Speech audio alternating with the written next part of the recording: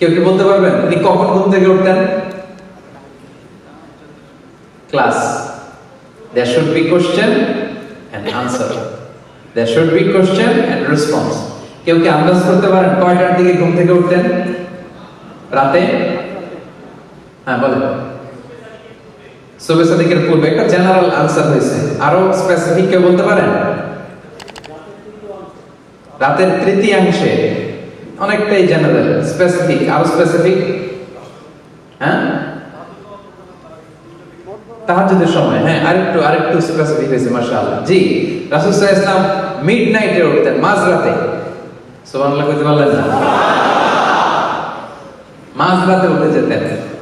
আমরা তো সুবহ সাদিকের আগে উঠি, আমরা তাহাজ্জুদের সময় উঠি। রাসূল সাল্লাল্লাহু আলাইহি ওয়াসাল্লাম তাহাজ্জুদের সময়ের অনেক আগে উঠতেন, কারণ আমাদের তাহাজ্জুদের মতো 15-20 মিনিটের তাহাজ্জুদ ছিল না তো না, কমসে কম 2 ঘন্টা, কম মাঝে মাঝে 3 ঘন্টা।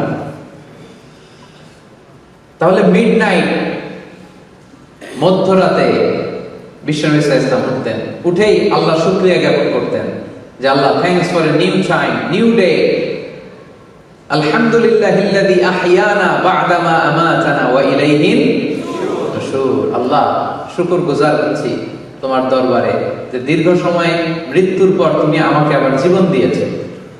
কারণ আমরা যখন ঘুমিয়ে থাকি এটা মরার মতো না, প্রায় দীর্ঘ সময় মরার মতো করেছিলাম, আবার তুমি জীবন দিয়েছো, শুকরগুজার হচ্ছি আল্লাহ তোমার দরবারে। এটা পড়তেন। সূরা আলে ইমরানের শেষ 10 আয়াত তেলাওয়াত করতেন এই মাঝরাতে। অ্যাপ্রক্সিমেটলি আমি একটা সময় বলতে পারি যে লেটস সে 2:30টার দিকে উঠতেন। 2:30টা আমাদের এখনকার টাইমে 2:30টার দিকে উঠতেন। এই দোয়া পড়তেন, আলে ইমরানের শেষ 10 আয়াত তেলাওয়াত করতেন।